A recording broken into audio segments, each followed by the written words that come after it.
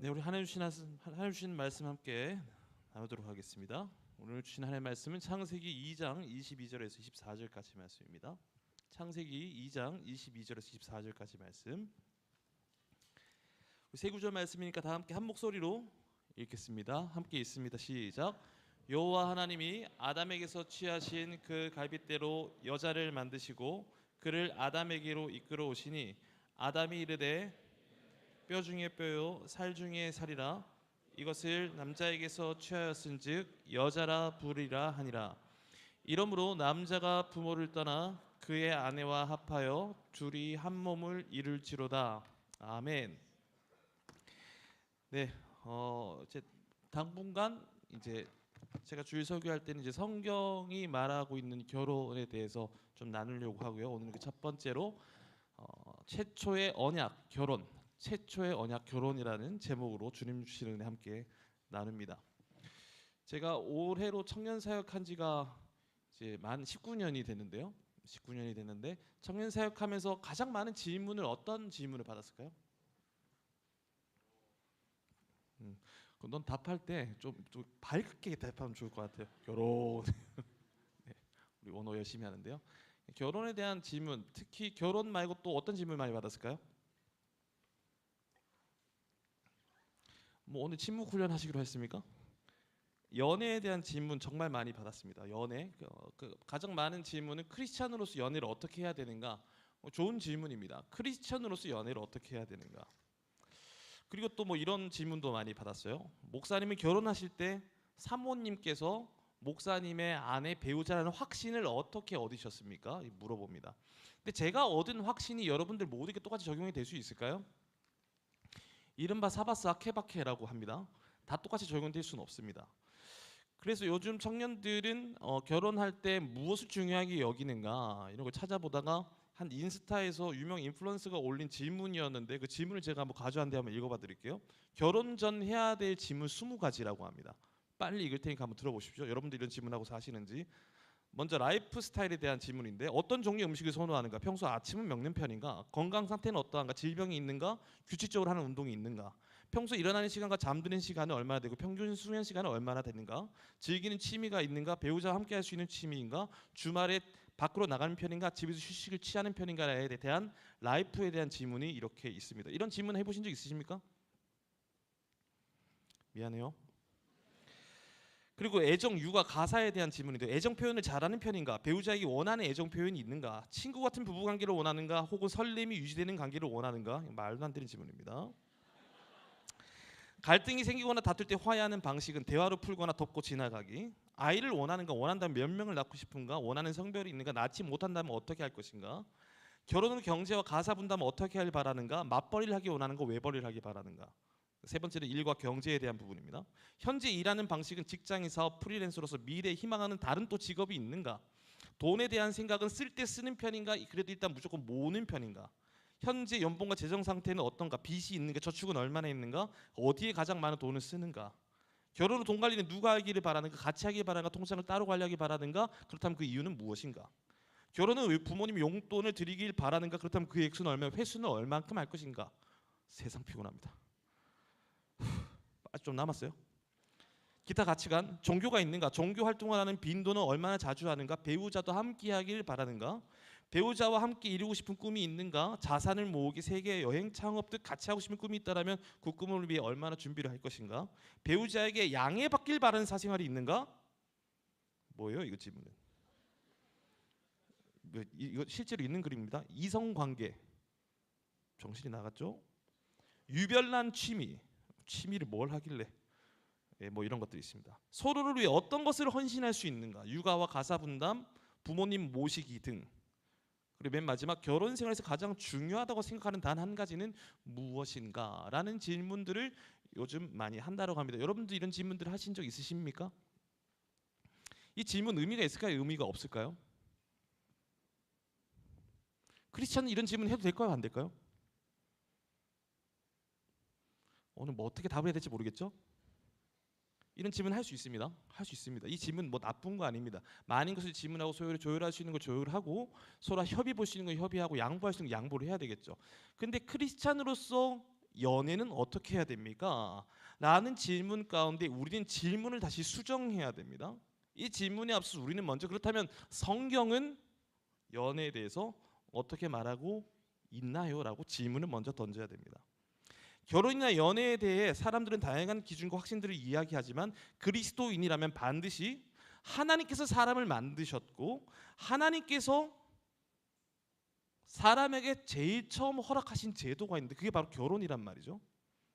인류를 지으시고 사람을 지으시는 제일 처음 만드는 첫 번째 제도가 바로 결혼인데 성경이 사람에게 허락하신 제도가 바로 결혼인데 그렇다면 우리의 모든 질문은 성경에서부터 시작을 해야 됩니다.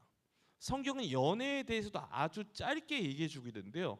성경이 연애에 대해서 말해주고 있는 모든 것이 연애에 대한 모든 정의라고 말할 수는 없지만 성경이 연애에 대해서 어떻게 말하고 있는지 여러분 좋은 성경 앱이 있다면 앱에다가 그 찾기 파인드 안에다가 연애를 한번 쳐보십시오. 어떤 말씀이 대번 뜨냐면 에스겔 23장의 말씀이 뜹니다.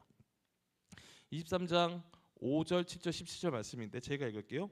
오홀라가 내게 속하였을 때 행음하여 그가 연애하는 자 곧 그의 이웃 아수르 사람을 사모하였나니 그가 아수르 사람들 가운데 잘생긴 그 모든 자들과 행음하고 누구를 연애하든지 그들의 모든 우상으로 자신을 더럽혔으며 바벨론 사람이 나와 연애하는 침상에 올라 음행으로 그를 더럽힘에 되어 있습니다.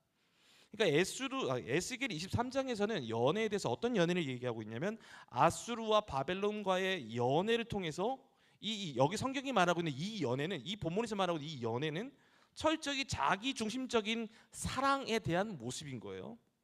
철저히 자기 중심적인 사랑과 또 우상을 숭배했던 결과의 모습을 말해주고 있습니다. 뭘 얘기하고 있어요? 연애가 다 전부 다 행음으로 연결되어 있어요. 행음이 뭡니까? 음란한 행위를 말하는 겁니다. 그러니까 연애가 지나치게 자기 중심적으로 빠졌을 때 혹은 이 연애를 통해 뭔가 나의 원함을 취하고자 하는 쪽으로 치우쳤을 때 연애는 영적으로 매우 위험한 길이 될 수 있다는 걸 성경은 우리에게 경고해주고 있는 모습이죠. 그래서 결국 우리는 이렇게 다시 한번 질문해야 됩니다. 나는 왜 연애를 원하는가? 연애를 원합니까? 이렇게 고개를 끄덕였어요. 최지훈 연애를 원합니까? 미안하다 갑자기 네 이름 불러가지고. 연애를 원해요? 독신의 은사가 있는 건 아니고 독신의 은사 없답니다. 대부분의 경우 연애를 원하는 그 시작점은 외로움에서 출발합니다. 또 깊이 얘기하자면 결핍에서 시작되는 거죠. 사람은 누구나 다 외롭습니다. even 결혼한 사람들까지도요.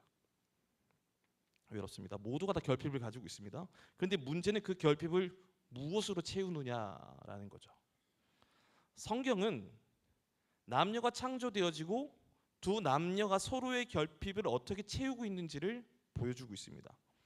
여러분 이 결핍에 대한 부분은 제가 다음에 성경이 말하는 교훈에 대해서 나눌 때 더 결핍에 대해서는 더 깊이 있게 한번 다뤄보도록 할 텐데요. 중요한 것이 있다라면 결혼이라는 제도를 통해 하나님은 인간과 인간의 첫 관계가 어떻게 시작되어진지를 보여주고 계십니다. 결혼을 통해서 사람과 사람, 맨 처음 지어진 아담과 하와가 둘이 서로 어떻게 관계를 맺고 살아가는지를 보여주고 있습니다. 그래서 더 정확히 얘기하자면 성경은 연애부터 얘기하고 있는 게 아니라요. 성경은 결혼부터 말하고 있습니다. 성경은 우리에게 어떻게 연애할지를 말하고 있는 것이 아니라 성경은 사람과 사람이 만날 때 어떻게 결혼하고 있는지에 대해서 보여주고 있음을 우리는 기억해야 되죠. 그래서 첫 번째로 성경은요. 결혼부터 말하고 있습니다. 창세기 2장 22절입니다. 여호와 하나님이 아담에게서 취하신 그 갈빗대로 여자를 만드시고 그를 아담에게로 이끌어 오시니 하나님께서 천지를 창조하신 후에 사람을 지으시고 만드는 최초의 제도가 결혼이에요. 자, 근데 결혼의 시작이 되게 중요하죠. 22절 다시 띄워주시면 결혼의 시작은 잠자고 있었던 아담에게 하나님이 하와를 이끌어 주시는 모습으로 시작됩니다. 이게 중요합니다. 아담이 하나님의 지상 명령을 받고 열심히 일하다가 잠이 들었어요. 동물 이름 지어주다가 잠이 들었어요. 그 잠자던 중에 하나님이 어떻게 해요? 아담에게서 취하신 갈빗대로 여자를 만드셨고 하나님이 그 여자를 아담에게로 인도해 주십니다. 정의할 수 있습니다. 결혼은요, 사람들이 스스로 만들어낸 제도가 아닙니다. 결혼은 사람들이 스스로 만들어낸 제도가 아니라 하나님께서 인간을 위해 직접 제정하신 가장 성스러운 제도입니다. 여러분, 이 결혼이라는 제도가 범죄하기 전에 생겼어요? 범죄한 후에 생겼어요? 범죄하기 직전에, 아직 선악과 따먹기 전이거든요. 그러니까 하나님께서 인류를 위해 가장 성스럽게 만드신 첫 번째 소그룹과 첫 번째 제도가 결혼이고 가정이라는 거죠. 자, 그럼 우리 다시 적용할 수 있습니다. 그렇다면 결혼의 주체가 우리 인류, 너, 나에게 있지 않고 누구에게 있으면 우리는 알아야 돼요? 결혼의 주체가 하나님께 있음을 알아야 됩니다. 결혼을 준비하고 있습니까? 결혼을 하셨습니까? 결혼을 기다리고 있습니까? 결혼을 기도하고 있습니까? 그러면 우린 누구에게 질문하고 바른 결혼 생활, 바른 연애를 물어봐야 돼요? 하나님께 물어봐야 되는 거예요. 그래서 우리는 성경을 봐야 되는 것이죠. 뉴욕 맨하탄 한복판 가장 세속화된 국가, 가장 세속화된 도시에서 가장 세속화된 젊은이들에게 이 결혼에 대해서 설교를 하셨던 팀 켈러 목사님이 그 설교 가운데 엄청난 파장이 일어났거든요. 뉴욕 맨하탄 한복판에서 그게 결혼인 줄 몰랐다라는 놀라운 파장이 일어났습니다. 인류에게 처음 허락된 제도가 결혼이라는 건 몰랐습니다라고 하면 뉴욕의 지성인들, 젊은 청년들이 많은 반응을 하였는데요. 그 목사님이 그 설교 중 기록하셨던 내용 중에 이렇게 글을 써내셨어요. 팀 켈러 목사님 결혼을 말하다, 현대인들은 자유롭고 주체적인 개인이기를 원한다. 게다가 오랜 세월에 걸쳐 가족이나 종교, 국가, 정부 하나같이 사회의 근간을 이루는 제도들이다. 국가나 정부가 어떻게 인간을 억압하는 도구로 작용하는지 지켜보아왔다. 어쩌면 결혼 자체가 의미를 갖던 시대는 진즉에 지나갔다고 보아야 할지도 모른다. 그러니까 결혼에 대해 수많은 오해와 잘못됨이 쌓였고 인류 가운데 학습이 되어진 거죠. 결혼은 뭔가 구린 시스템인 것 같고, 결혼은 뭔가 나를 옥죄는 것 같고, 결혼은 뭔가 나를 희생해야 되는 것 같고. 그래서 사실은 뭐 제가 20대 초반 때는 영화가 이런 영화다. 결혼은 미친 짓이다. 결혼은 미친 짓이다. 결혼은 미친 짓이긴 합니다. 미쳐야 할 수 있거든요. 그리고 계속 미친 상태로 살아야 됩니다. 무언가는 미쳐 있어야 되는 거예요. 근데 그 영화가 던지는 메시지는 우리가 느끼면 알 수 있죠. 결혼하면 힘든 거구나. 제정신은 할 수는 없는 거구나.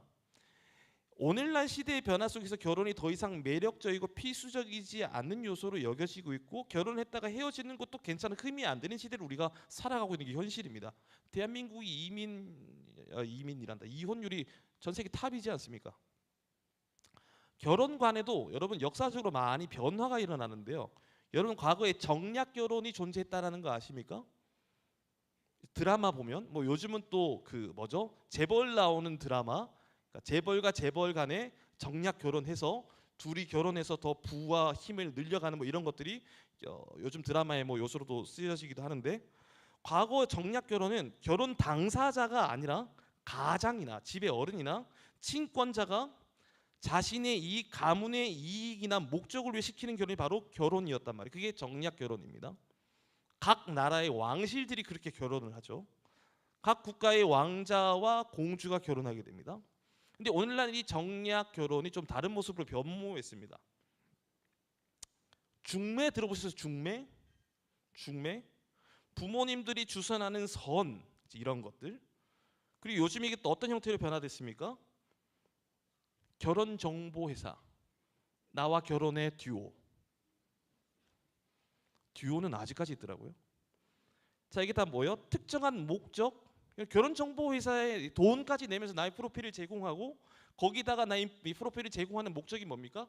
그래도 나와는 적어도 어느 정도 격이 맞는 그런 사람들을 만나서 나의 어떤 목적을 달성하기 위해 결혼하는 모습으로 결혼의 본질이 변질되었다는 거죠. 그렇게 정략 결혼은 오늘날 시대가 변하면서 옷만 갈아입었지 그 목적은 같습니다. 어떤 목적을 성취하기 위한 것으로 결혼이 변질되었습니다. 최근에는 거의 대부분 다 연애 결혼하시죠. 연애 결혼. 혹시 우리 에덴 마을 중에 정략 결혼하신 분 계십니까? 임재욱이 누구예요? 예, 죄송합니다. 네, 누가 정략 결혼했나 보네요. 요즘은 뭐 다 연애 결혼하죠. 가문 간의 정략적인 목적을 가진 만남들이 아니라 철저히 개인의 호감을 중심으로 연애하며 결혼합니다. 그러니까 주관적 판단이 제일 중요하게 되었죠. 결혼할 때. 정략 결혼 혹은 선을 보는 것의 목적은 결혼 그 자체의 의미가 많았지만, 연애의 목적은 결혼 이전에 이 사람이 정말 나랑 잘 맞는 사람인지, 내게 무엇을 채워줄 수 있는지에 대한 철저하게 개인의 만족, 나의 욕구를 충족시키는 것에 집중하게 되었던 게, 그렇게 변화된 게 요즘 시대의 결혼관입니다. 근데 여러분, 다시 정리해 드릴게요. 정략 결혼이나 연애 결혼이나 모든 목적은 가문 혹은 자신의 이익을 얻기 위한 수단으로 그 겉옷만 바꿔 입었을 뿐이지, 결혼의 목적이 다 어떤 이익의 욕구 충족으로 결집되어지고 있다는 걸 우리는 거부할 수 없을 겁니다. 그런데 성경이 말하고 있는 첫 결혼의 모습은 무엇입니까? 아담이 잠을 자고 있을 때 하와를 이끌어 주신 분이 하나님이세요. 자, 그렇다면 우리는 정의가 또 가능합니다.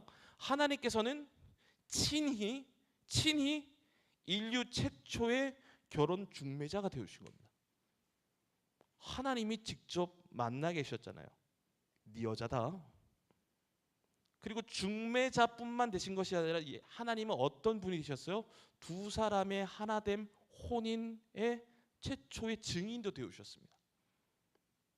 뿐만 아니라 하와를 아담에게 인도해 주신 최초의 신부 측 아버지가 되어주셨죠. 그래서 요즘 결혼할 때 혼자 신부가 입장하는 경우도 있는데, 사실은 옆에 누가 입장을 도와주시죠? 아버지입니다. 하나님이 최초의 신부 측 아버지가 되어주셨습니다. 그리고 하나님이 그 두 사람의 하나 되게 하신 명령을 내리시며 축복해 주시는 최초의 주례자가 되어주셨죠. 그래서 결혼의 모든 과정 가운데 모든 규칙을 하나님이 직접 정해 주신 겁니다. 그래서 정리하자면, 결혼의 제도는 발전된 것이 아니라 처음부터 완벽하게 제정된 것이 성경이 말하고 있는 결혼입니다. 팀 켈러 목사는 또 이렇게 얘기하셨습니다. 결혼 제도를 하나님이 만드셨다면 결혼 생활을 시작하는 이들은 하나님께서 이 제도를 만드신 목적을 마땅히 알고 따르려 노력해야 한다. 자동차의 매뉴얼을 무시하면 화를 입듯이 말이다. 그러니까 여러분, 우리는 이성을 만나며 연애하며 결혼을 추구하고자 하는 꿈이 우리 모두에게 있다라면, 하나님, 이 만남, 이 결혼 어떻게 해야 될까요? 어떻게 만나야 될까요? 라는 질문을 계속해서 하나님께 질문하며 하나님께서 모든 것을 기록하여 두신 이 성경에서 답을 얻어야 합니다. 그리고 성경은요, 결혼 생활을 왜곡하고 있는 모든 다른 것들을 일괄적으로 비판하고 있습니다. 왜곡된 결혼관에 대해서요. 여러분, 성경에서 가장 눈살이 찌푸려지고 있는 결혼의 모습이 있죠. 일부 먼처제, 일부 다처제. 성경은 일부 다처제를 지지할까요? 부인하고 있을까요? 만약에 하나님께서 일부 다처제를 지지하시는 것으로 결혼을 디자인하셨다면, 하나님은 아담이 자고 있을 때 아담의 갈빗대를 몇 개 더 뽑으셨어야 됩니다. 아담이 자고 있을 때 일부 다처제를 지지하시는 게 하나님의 뜻이었다면, 아담의 배 하와뿐만이 아니라 제시카, 비비안, 줄리아 다 만들으셨어야 돼요. 그리고 창세기에서 나오는 일부 다처제의 모습들이 등장하고 있는데, 하나님은 이를 좋아하지 않으셨고 허락하지 않으셨습니다. 하나님께서는 일부 다처제를 통한 모든 불행, 특히 여자들이 겪는 불행을 시종일관 지적하고 계시죠. 최초의 결혼에 대해 하나님 뭐라고 말씀하셨냐면 24절, 이러므로 남자가 부모를 떠나 그의 아내와 합하여 둘이 한 몸을 이룰지로다. 둘이 한 몸을 이룰지로다. 성경이 일부 3처제, 4처제들 셋이 넷이 한 몸을 이룰지로다, 이렇게 되는 거겠죠. 근데 그게 아니라 성경은 처음부터 선명하게 선 긋고 시작하는 겁니다. 믿으십니까? 신명기 17장 17절, 그에게 아내를 많이 두어 그의 마음이 미혹하게 되지 말 것이며. 예수님도 말씀하셨습니다. 마태복음 19장 4절 5절, 예수께서 대답하여 이르시되 사람을 지으시니까 본래 그들을 남자 여자로 지으시고 말씀하시기를 그러므로 사람이 그 부모를 떠나서 아내에게 합하여 그 둘이 한 몸이 될지니라 하신 것을 잊지 못하였느냐. 그러니까 이 기준은 구약 시대도 마찬가지, 신약 시대 마찬가지, 그리고 오늘 예수를 믿는 우리 예수의 세대에도 동일하게 기준이 되고 적용이 되어야 될 말씀인 것이죠. 그리고 두 번째로는요, 성경은 결혼이 언약 관계라는 것을 말씀해주고 있습니다. 그리스도인들의 결혼관에 있어서 가장 중요한 건 하나님이 이 결혼의 중심이시며 하나님이 이 둘이 합한 언약 관계 가운데 하나님이 중심 되신다는 걸 기억해야 합니다. 24절을 한 번 더 볼 텐데요. 이러므로 남자가 부모를 떠나 그의 아내와 합하여 둘이 한 몸을 이룰지로다. 여기서 합하여는 다바크라고 하는 히브리어인데요. 이는 단순한 감정적인 결합이 아니라 구속력 있는 언약을 의미합니다. 그러니까 언약적인 결속이 되는 것이 합하다라는 뜻이에요. 이 다바크라는 히브리어가 신명기 10장 11장에 똑같이 쓰였는데요. 내 하나님 여호와를 경외하며 그를 섬기며 그에게 의지하고, 이게 다바크라는 뜻입니다. 하나님께 의지한다는 건 하나님과 합하여진다는 걸 의미하죠. 22절 말씀입니다. 11장 22절. 너희의 하나님 여호와를 사랑하고 그의 모든 도를 행하여 그에게 의지하면, 그에게 합하면, 그에게 의지하고, 이 다바크라는 합하와 동일한 단어 욥기 19장 20절에도 쓰였는데요. 내 피부와 살이 뼈에 붙었고, 이 붙었다라는 단어도 바로 다바크, 합하다라는 뜻입니다. 여러분, 피부가 살에 피부와 살이 뼈에 붙어 있죠. 그죠? 피부와 살이 뼈에 붙어 있지 않고 떨어지게 되면 어떻게 해요? 그 전교회 청년들 질문했더니 아파요라고 얘기하더라고요. 아프죠? 발골되면 여러분 죽는 겁니다. 뼈와 살이 떨어지면 고통이고 찢어지는 겁니다. 즉 피부, 즉 살과 뼈는 서로 떨어질 수 없습니다. 아주 강력하게 붙어있는 관계를 의미하는 거예요. 이게 붙어있는 관계가 뭐라는 거예요? 부부라는 겁니다. 그게 부부의 관계라는 거예요. 하나님이 뭘 설명하시는 거예요? 너희와 나와의 관계가 너희의 부부의 관계라는 걸 동일선상에서 설명해주고 계신 거예요. 하나님께서 너희는 나의 백성이야 라고 하나님의 언약 속에서 맺어진 이 관계의 연속성이, 적용점이 절대로 떨어질 수 없고 헤어질 수 있는 부부의 관계 속에서 이어져서 설명해주고 있다는 것이죠. 그래서 여기 부부들도 있는데 부부 싸움하면 아픕니다. 모든 게 무너지는 것 같습니다. 저는 제 아내랑 14년 동안 결혼 생활하면서 부부 싸움을 한 적이 있을까요, 없을까요? 있어요. 자주 싸울까요? 가끔 싸울까요? 거의 안 싸울까요? 자주 싸울 거예요. 누구예요? 비밀로 하겠습니다.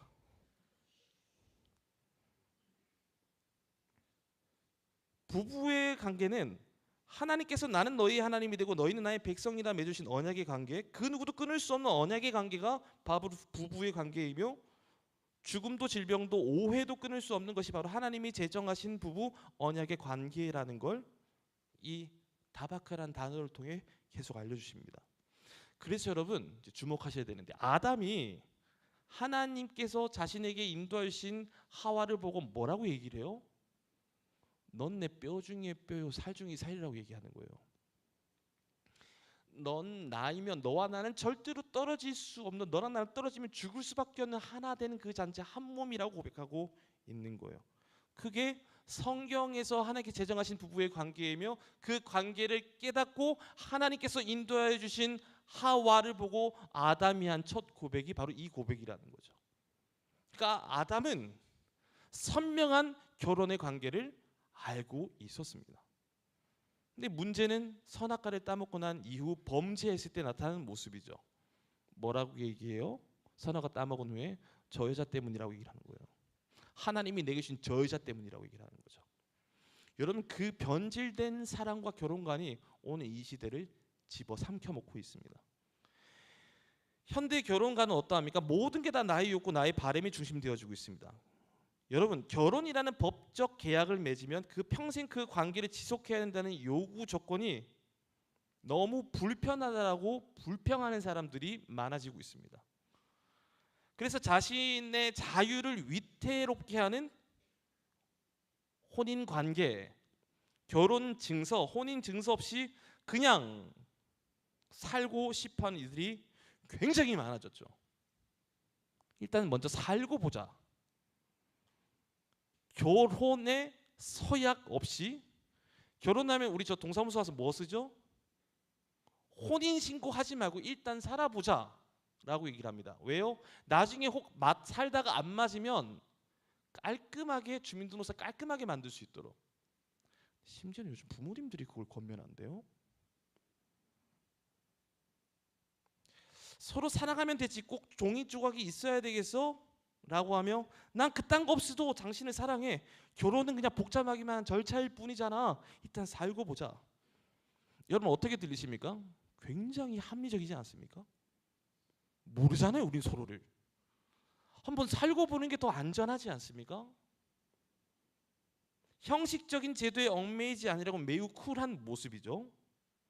그래서 혼인신고하지 않습니다. 근데 여러분 여기에는 뭐가 숨겨져 있나요? 다 자신의 이익이 숨겨져 있는 겁니다.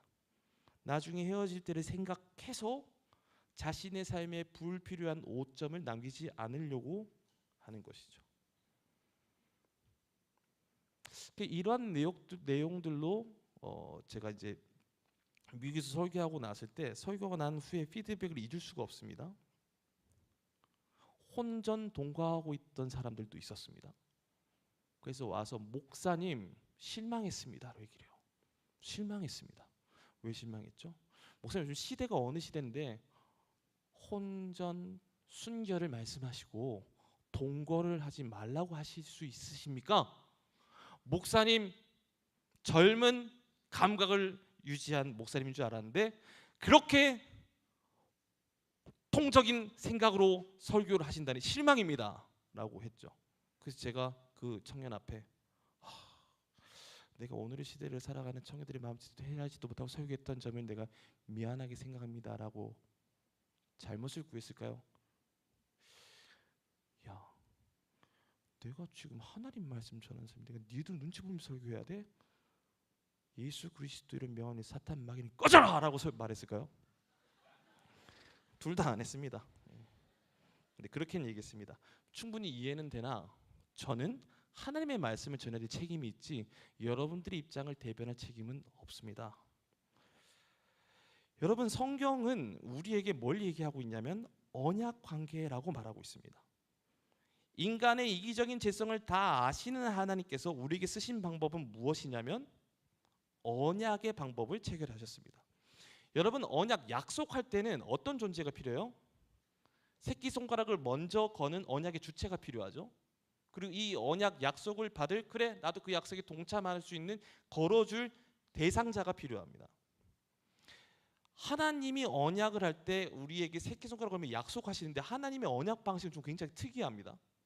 창세기 15장을 보시게 되면 아브라함은 큰 민족을 이룰 거야. 내가 너로 큰 민족을 이룰 거라고 하는 약속을 받게 됩니다. 큰 민족, 여러분 민족의 시작은 어디서부터 시작돼야 돼요? 가정에서부터 시작돼야 되는 거예요. 그럼 이 가정은 하나님께서 허락하신 아내 사라를 통해 이 가정에 자녀가 출산되는 걸 기다리며 민족 이루기 전에 작은 가정에서부터 먼저 이루어지기를 기다리며 순종해야 되잖아요. 근데 아브라함이 이걸 어깁니다. 어기죠. 하나님께서는 분명히 사라를 통해 큰 민족의 시작을 이룰 거라고 약속을 해주셨는데 이게 안 되는 거예요. 자, 근데 아브라함이 밟고 있는 땅을 하나님이 아브라함이 주께서 약속을 하셨는데 아브라함은 증거를 요구하게 됩니다. 그래서 하나님께서는 뭘 갖고 오라고 하냐면 3년 된 암소와 암염소, 순양, 산비둘기와 집비둘기를 제물로 바치라고 합니다. 그래서 어떻게 하냐면 창세기 15장 10절인데요. 아브라함이 그 모든 것을 가져다가 그 중간을 쪼개고 짐승들을 다 반으로 가른 거예요. 죽인 겁니다. 벌렸습니다. 그 쪼갠 것을 마주 대하여 놓게 됩니다. 자, 이건 어떠한 행위냐면 당시 고대 근동에서는 언약이나 동맹을 체결할 시에 이를 보증하기 위해 그 언약의 두 주체 사이에 짐승을 제물로 놓고 반을 쪼개고 벌려 놓습니다. 그리고 그 반으로 쪼개진 짐승 사이로 두 사람이 함께 지나갑니다. 뭘 의미하냐면 이 언약, 이 동맹이 깨질 시 우리 둘은 이 갈라진 짐승처럼 우리들도 쪼개진다. 우리도 쪼개지는 죽음을 맞이할 것이다라는 그런 상징이 있는 의식이었어요.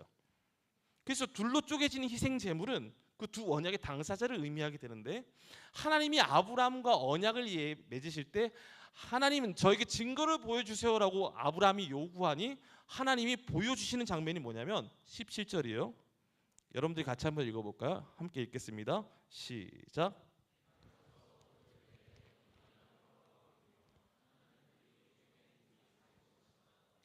자, 해가 져서 어두울 때 연기 나는 화로가 보이는데 타는 횃불이 쪼갠 고개 사이로 지나더라. 자, 타는 뭐가 쪼갠 고개 사이로 지나가요? 횃불이에요. 아브라함은 지나가지 않았습니다. 자, 성경에서 횃불, 불은 무엇을 상징하냐면 하나님의 임재를 상징합니다. 자, 그렇다면 횃불이 쪼갠 사이로 지나더라가 아니라 횃불과 아브라함이 함께 지나가야 되는데 횃불만 지나갑니다. 하나님만 홀로 지나가심을 나타내고 있습니다. 무엇을 의미하는 걸까요? 하나님이 체결하신 언약은 오직 하나님의 주권적인 뜻에 따라 하나님의 뜻에 따라 체결되었음을 의미해 주는 겁니다. 자, 이 말은 다시 말하면 어떤 의미냐면 이 언약 깨져도 누가 책임지신다라는 거예요? 하나님 책임지신다라는 거예요. 여러분, 이 언약을 아브라함을 깰 수밖에 없는 연약한 존재. 그래서 하나님이 아브라함 제껴두신 거예요. 자, 이 약속을 내가 너에게 체결하는 거야. 이 약속 깨져도 책임은 내가 져. 그래서 하나님이 그 사이로 지나가시는 거죠. 근데 아까 말씀드린 것처럼 하나님 아브라함이 이 언약을 어깁니다. 16장에서 아브라함은 하나님의 약속을 기다리지 않고 여종 하갈과 동침하여서 이스마엘을 낳게 됩니다. 이거는 하나님의 방식으로 이루어진 방식이 아니라 인간적인 방식으로, 하나님의 약속을 인간적인 방식으로 이루어온 것으로 해석되어졌고 신실하지 못한 결과를 낳게 되는 거죠. 근데 여러분, 창세기 15장에서 맺어주신 언약은 조건적인 언약이 아니라 일방적인 무조건적인 언약입니다. 자, 그래서 하나님이 아브라함 죽이세요, 안 죽이세요? 아브라함 쪼개십니까, 안 쪼개십니까? 안 쪼개셨습니다. 하나님은 하나님 책임지십니다. 끝까지 불순종한 아브라함 삶 가운데 누구를 허락하세요? 아브라함이 100세 때 얻은 아들 이름이 뭡니까? 토스트로 지금 잘 팔리고 있는 거 이삭입니다. 이삭 토스트를 막 쪼개죠. 하나님은 언약을 신실하게 이루십니다. 그 깨어지게 된 언약, 그런데 하나님이 책임지시는 거죠. 근데 하나님은요, 이 모든 책임을 결국 어떻게까지 완벽하게 지시게 되냐면 예수 그리스도를 십자가에 달리게 하시고 예수님을 찢으십니다. 그게 하나님이 이루시는 약속이에요. 예수 그리스도가 십자가에 달려 찢겨지시고 죽임 당하심으로 우리에게 체결하신 언약이 무엇입니까? 그 예수 그리스도를 믿는 자들은 하나님의 사랑 안에서 그 어떠한 것도 끊어질 수 없다라고 하는 또다시 약속을 재확인시켜 주십니다. 그게 로마서 8장 35절이에요. 누가 우리를 그리스도의 사랑에서 끊으리요? 환난이나 공고나 박해나 기근이나 적신이나 위험이나 칼이라. 여러분, 결혼도 마찬가지입니다. 예수님께서는 결혼의 관계, 그 언약의 관계를 어떻게 설명하셨어요? 마태복음 19장 6절 다시 읽을게요. 그런즉 이제 둘이 아니요 한 몸이니 그러므로 하나님이 짝지으신 것을 사람이 나누지 못할지니라 하시니 아멘입니다. 근데 이 말씀은 어떤 상황에서도 절대 이혼해서는 안 된다. 남편이 폭력을 행사하고 죽을 것 같은 위기 속에서 절대 이혼하지 말아라라고 하신 말씀은 아닙니다. 자, 요 텍스트를 주신 당시의 컨텍스트를 우리가 잘 알아야 되죠. 당시 유대인들의 문화 속에서 아내, 특히 여인은 자신의 욕구를 언제나 충족시키는 대상으로 여겼고 언제든 버릴 수 있고 새로 취할 수 있었던 것으로 여겼던 것이 당시의 타락하고 세속적인 결혼관이었습니다. 그 말씀을 질타하시기 위해 주신 말씀입니다. 너에게 허락된 아내 마음대로 버리는 거 아니야. 하나님이 그 말씀을 주신 거예요. 자, 그런데 모세 시대 때는 이혼 증서를 써서 이혼할 수 있는 걸 허락해 줬다라고 우리가 알고 있죠. 근데 왜 이 모세를 통해 이혼 증서를 써주게 했냐면 이혼 증서를 받았다라는 건 이 여인에게 하자고, 이 여인이 잘못된 것이 아니라 남자가 이 여인을 버렸다라고 하면 이 여인이 살아갈 수 있는 길을 보장해주는 증서가 되었던 겁니다. 다시 우리가 본론으로 돌아온다라면 하나님께서 제정하신 결혼의 언약적 힘이 하나님께 있음을 알려주시는 거고, 하나님의 백성 그리스도인 예수를 믿는 우리는 결혼을 생각하며 결혼을 준비하고 결혼 생활을 유지하며 나아갈 때 내 감정, 내 상황, 내 기분, 내 상황에 따라 이 결혼을 유지하냐 마냐 결정할 권한이 우리에게 없다라는 것을 하나님께서 말씀해 주고 계십니다. 그래서 말씀을 마치면서 우리가 붙잡아야 될 적용점들은, 첫 번째로 결혼은 하나님의 주권 아래 세워진 거룩한 제도임을, 결혼은 하나님의 주권 안에 세워진 거룩한 제도임을 우리는 기억해야 됩니다. 범죄 이전의 창조의 질서 속에서 하나님께서 세우신 첫 번째 제도가 바로 결혼입니다. 그러니까 여러분, 결혼은 자기 만족의 수단으로 삼으면 100% 망합니다. 하나님의 뜻을 따라 살아가는 신앙인의 동행이 되어야 합니다. 내가 사랑하는 사람의 주인은 내가 아니라, 내가 컨트롤하는 것이 아니라 그를 지시는 하나님께 있음을 우리는 선명히 기억해야 되죠. 하나님께서 만드신 것이 나의 아내고요, 하나님께서 만들어 주신 분이 나의 남편이고요, 하나님께서 만나게 해주신 것이 나의 배우자라는 거 우리는 기억해야 돼요. 그래서 우리는 서로 결혼을 준비하며 결혼 생활을 유지하며 갈 때 제일 키포인트는 하나님이 되어야 됩니다. 하나님이 내게 주셨고 하나님이 나를 만나게 하셨으니 하나님이 주신 사랑으로 이 사람을 사랑하겠습니다가 기준이 되어야 됩니다. 근데 사탄이 자꾸 헷갈리게 하거든요. 그만큼 했으면 됐잖아, 그만큼 참았으면 됐잖아, 이제 그만 끝내자, 계속 우리 이렇게 속삭입니다. 근데 우리는 그리스도인입니다. 우리는 성경의 기준을 붙잡아야 됩니다. 하나님이 주신 사랑을 하나님이 주신 마음으로 사랑하겠습니다라고 하며 결혼이 시작, 유지, 죽는 그날까지 지속되어져야 됩니다. 그리고 두 번째로 그리스도의 사랑으로 결혼의 이그젬플을 삼으셔야 됩니다. 제가 결혼 14년 차인데 아내에게 참 자주 하는 고백이에요. 여러분들하고도 한두 번 나누었던 기억이 있습니다. 제가 아내한테 정말 종종 얘기해요. 당신이 어떤 잘못을 해도 나는 당신과 절대로 헤어지지 않을 거라고. 당신이 어디서 물건을 훔쳐갖고 와도. 제 아내는 절대로 도벽이 없습니다. 지금 보고 있을 텐데. 그리고 제 아내가 어디서 사람을 죽이고 와도 저는 제 아내를 품을 겁니다. 품을 겁니다. 그리고 이건 되게 미션 임파서블에 가까운 건데, 제 아내가 바람을 폈고 제가 바람핀 형상을 제 두 눈으로 봤다 하더라도 전 제 아내와 헤어지지 않을 거라고 약속했습니다. 물론 상황 돼봐야 알긴 알겠는데, 근데 제가 하나는 약속할 수 있습니다. 제가 바람핀 그 놈은 잘 모르겠습니다. 근데 저는 제 아내를 품을 겁니다. 왜냐면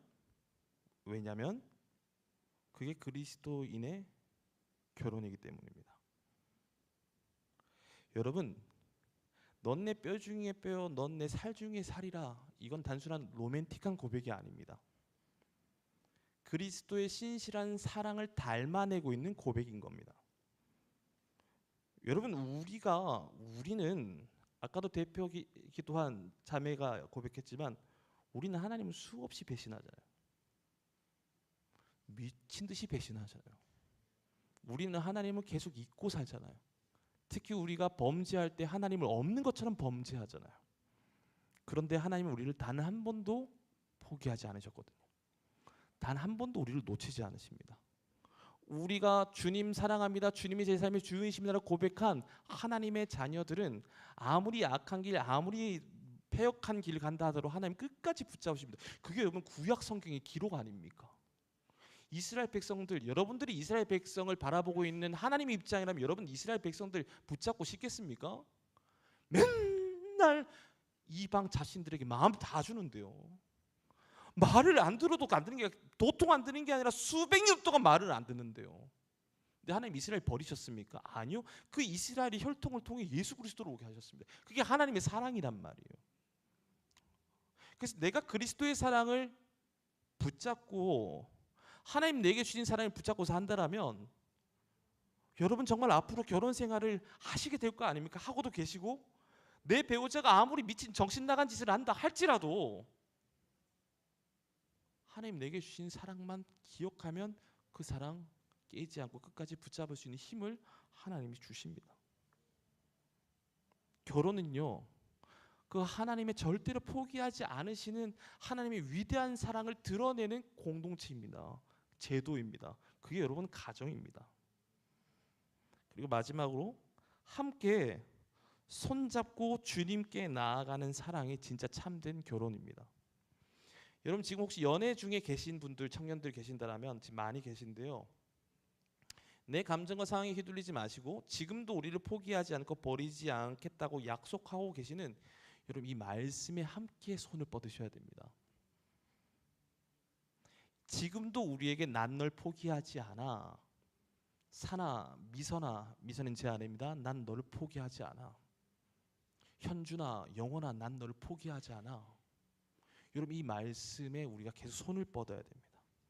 그리고 그 말씀에 뻗은 손으로 말씀을 붙잡고 이 말씀 붙잡고 함께 기도하셔야 됩니다. 그래서 여러분 혼인 예배를 드리면 목사님들께서 주관하신 혼인 예배를 드리면 항상 혼인 서약을 할 때 어디에 손을 얹고 혼인 서약을 할까요? 성경 위에 혼인 서약을 합니다. 근데 목사들은 팔이 좀 아픕니다. 둘이 같이 손을 올리기 때문에. 내가 떨어뜨리면 큰일 나잖아요. 이때 주례자로서의 영적 긴장감 어마어마합니다. 그때 얼마나 많이 기도하는 줄 아세요? 하나님, 이 두 사람의 이 말씀 위에 손을 놓고 기도하는 모든 주권이 하나님께 있습니다. 그래서 이 두 사람의 삶이 어려운 일을 경험할 때 하나님, 앞으로 우리가 해야 될 일은 이 말씀을 생각나게 할게요. 이 말씀으로 도전할게요. 이 말씀으로 위로할게요. 이 말씀으로 작정시킬게요 라고 하며 결혼을 돕는 입장이 엄청난 영적인 긴장을 하며 이 언약 관계에 함께 증인되어지는 거란 말이죠. 그래서 여러분 혼인은 예배로 드려져야 됩니다. 믿는 사람들은요. 내 감정을 채우기 위한 손길을 뻗으면요 반드시 상처와 아픔만 남습니다. 그러나 언약으로 채워진 하나님의 말씀을 붙잡으면 언약의 주인 되신 그리스도의 성품이 우리 손과 삶에 녹아들게 되는 거죠. 그리고 아직 혼인하지 아니하시고 연애도 못 하시고 연애를 안 하시고 연애를 준비하시고 아직 혼자 배우자를 두고 기도 계신 청년들이 계신다면 주님 언약의 주인이 주님이시오니 나에게 싱글로 사는 독신의 은사를 주신 게 아니라면 이 언약을 함께 붙잡고 살아갈 사람을 보내 주시옵소서. 아담에게 보내신 것처럼 제게도 보내 주시옵소서. 그리고 아담이 나를 보고 알아본 것처럼 하나님 내 미래의 남편 나를 보고 넌 뭐니? 라고 헷갈리지 않게 하시고 넌 내 뼈 중에 뼈요 살 중에 살이라는 고백으로 서로 아름답게 고백하게 해주세요. 이렇게 기도할 수 있기를 축복합니다. 그리고 이미 결혼하신 부부들이라면 함께 성경을 펴고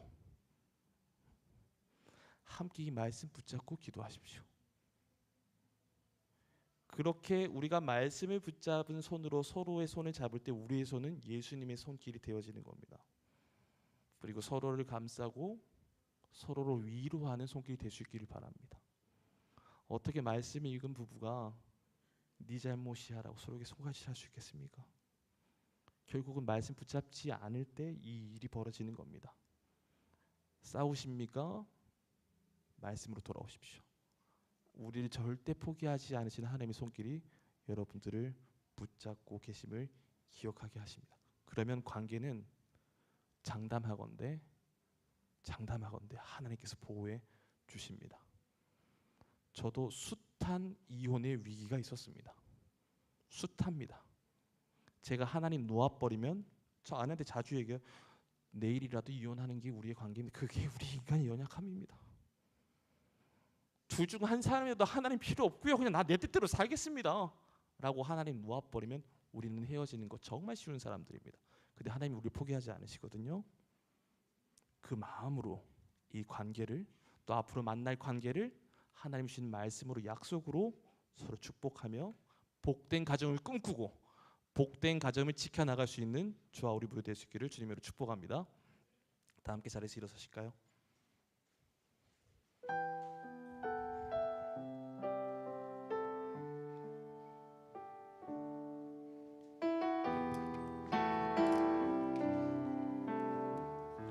하나님의 마음을 노래합시다. 내 백성이 나를 떠나 돌아섰지만 내 사랑이 내 백성을 포기 못하니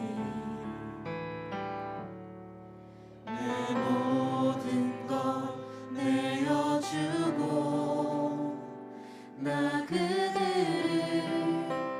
얻으리라. 여호와께 돌아가자. 우린 돌아서도 그는 변치 않네. 여호와께 돌아가자. 우린 넘어져도 그 사랑 영원하네.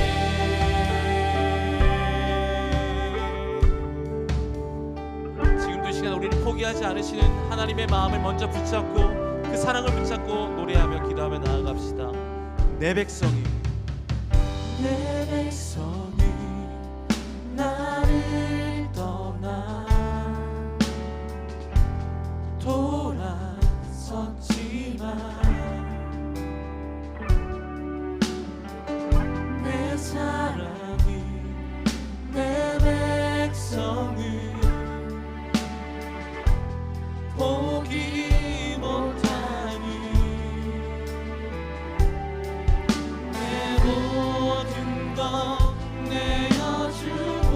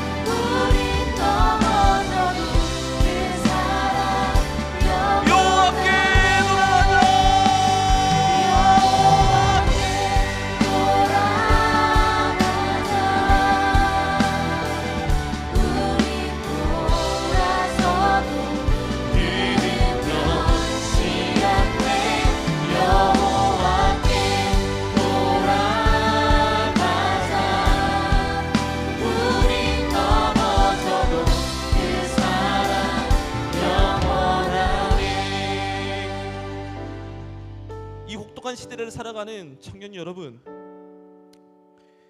사는 것도 쉽지 않은데 연애하고 결혼하고 사는 것도 정말 쉽지 않은 우리는 매 순간 경험하고 있습니다.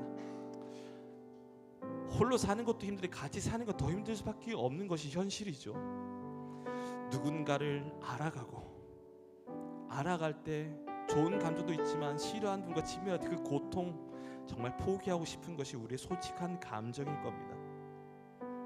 그러나 그리스도인들의 기준은 말씀입니다. 그리스도인들의 모든 중심은 하나님의 말씀이 되어야 합니다. 하나님은 남녀가 홀로 있는 것이 보기 좋지 않아 서로의 배우자를 예비해 주셨습니다. 그리고 아름다운 한 몸이 되어 가정을 이루는 것이 하나님의 원래 창조의 디자인입니다.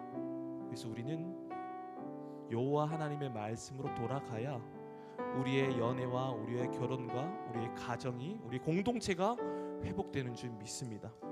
기도하실 때 하나님, 나를 끝까지 포기하지 않으시는 하나님의 사랑을 기억하는 말씀을 붙잡는 삶 되게 하여 주시옵소서.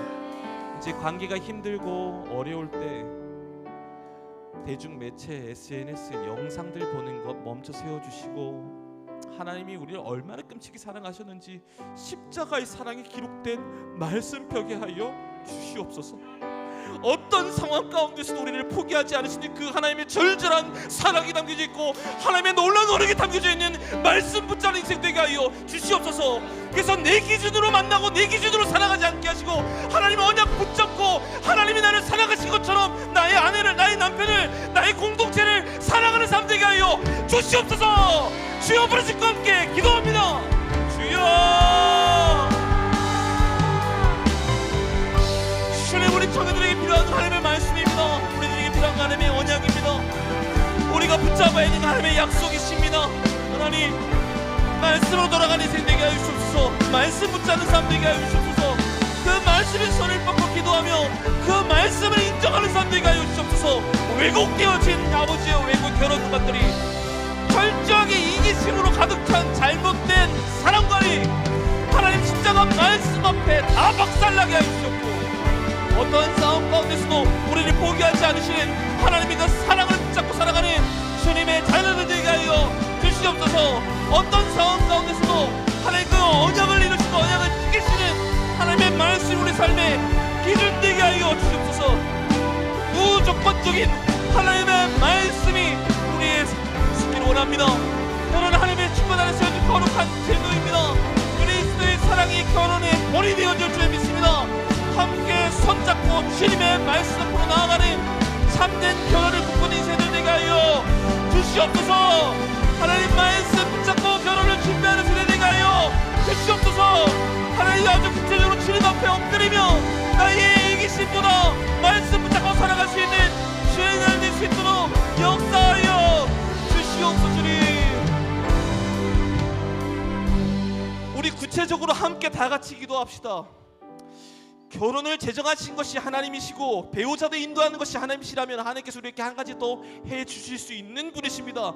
하나님, 내가 만나게 될 배우자, 하나님께서 예비하신 나의 한몸 될 그 대상을 주님께서 보내주실 때 믿음으로 볼 수 있는 영적인 시각 허락하여 주시옵소서.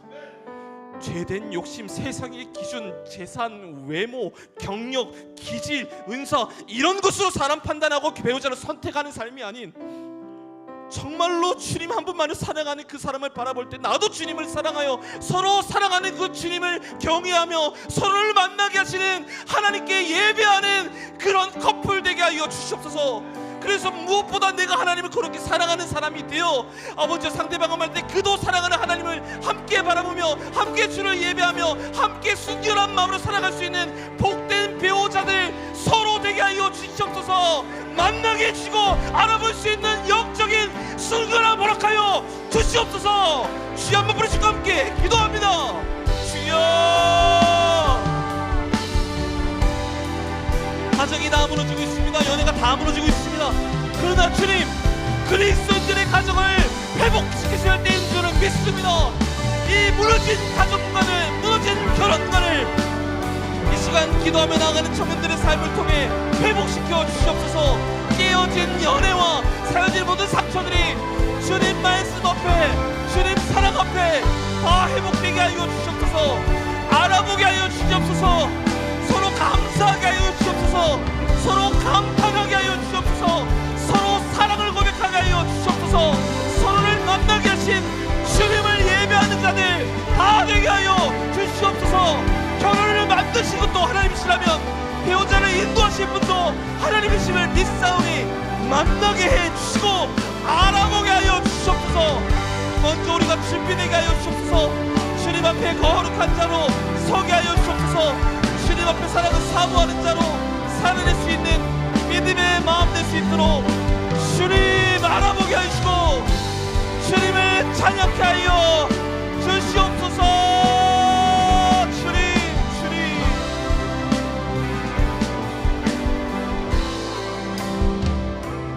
시간 마지막으로 한 번 더 기도합시다. 사랑하는 청년 여러분, 결혼을 해도요, 정말로 사랑하는 사람을 만나도요, 그 사람은 나를 결코 온전히 만족시켜 줄 수 없습니다. 하나님만이 우리의 결핍을 온전히 채워주십니다. 그래서 기도합시다. 주님, 나 지금 비록 연애를 준비하며 혼자 있지만, 또 연애하는 과정 가운데 있지만, 결혼을 한 남편 아내이지만, 결국 주님 나의 은밀한 것을 만져주시고 채우시고 회복시켜 주실 분은 오직 예수 그리스도 한 밖에 없음을 믿음으로 고백하오니 주님 나를 온전히 회복시켜 주시옵소서.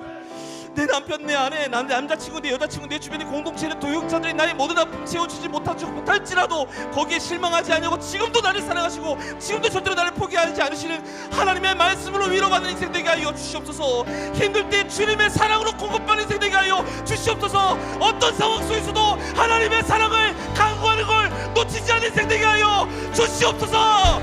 주님 찾고 기도합니다. 주여, 주님만이 채워줄 수 있습니다. 주님만이 채워줄 수 있습니다. 주님만이 회복시킬 수 있습니다. 주님만이 참 만족 되십니다. 주님만이 참 평안을 주십니다. 주님만이 참 사랑 되십니다. 주님만이 위로자이십니다. 주님이 평강이십니다. 주님이 사랑이십니다. 주님이 능력 되십니다. 주님이 위로자 되십니다. 주님이 통치자이십니다. 주님이 주관자이십니다. 주님이 나의 삶의 주인 되시오니 주님으로부터 받고 사랑받고 위로받는 우리 모든 죄자들 되게 하여 주시옵소서. 주님 그리하여서 아름다운 가정을 꿈꾸게 해주셨고 가정의 위기가 올 때에도 환난과 고난이 닥칠 때에도 하나님 말씀 붙잡고 하나님 사랑을 의지하며 살아내게 하여 주시옵소서. 여호와께 돌아가자. 우린 돌아서도 그는 변치 않네. 여호와께 돌아가자.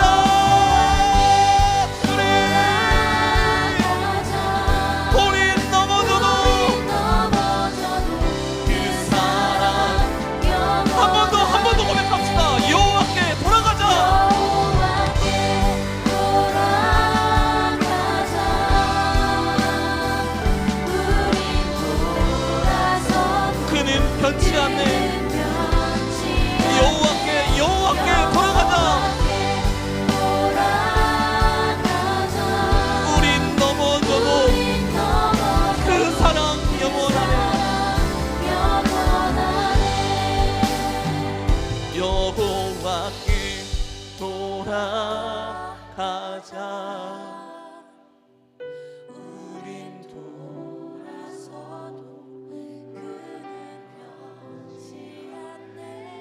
여호와께 돌아가자.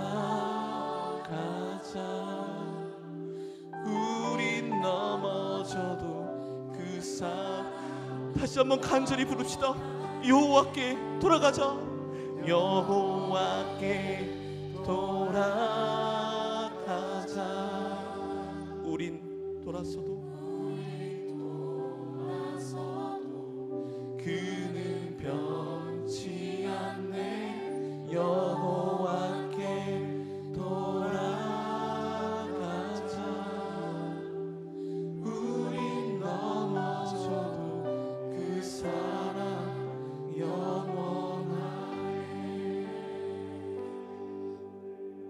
주님, 돌아갈 하나님 아버지의 품을 오늘도 허락하여 주시니 감사합니다. 우리는 연약해서 자꾸 주님께 등 돌립니다. 주님이 주시는 순결의 작정들, 주님만 바라겠다는 작정들 늘 넘어지고 늘 실패합니다. 그리고 이 땅에 왜곡되어진 연애관, 결혼관에 나도 모르게 속아 넘어가서 내 배우자를, 나의 남자친구, 여자친구, 또 나의 동역자를 나의 욕구를 충족시키기 위한 도구로 썼던 수많은 범죄함을 이 시간 주님 앞에 회개하오니 용서하여 주시옵소서. 다시 한번 우리를 향해 한 번도 포기하지 않으신 하나님의 언약, 그 약속 의지하며 우리도 그 언약에 기록된 말씀 붙잡고 하나님 사랑만 붙들며 살겠습니다. 날 포기하지 않으시는 사랑으로 나의 가정을 지키겠습니다. 나의 배우자를 지키겠습니다. 나의 공동체를 지키겠습니다라고 서약한 모든 주의 백성들의 삶 가운데 주님 신실하게 역사하고 간섭하여 주시옵소서.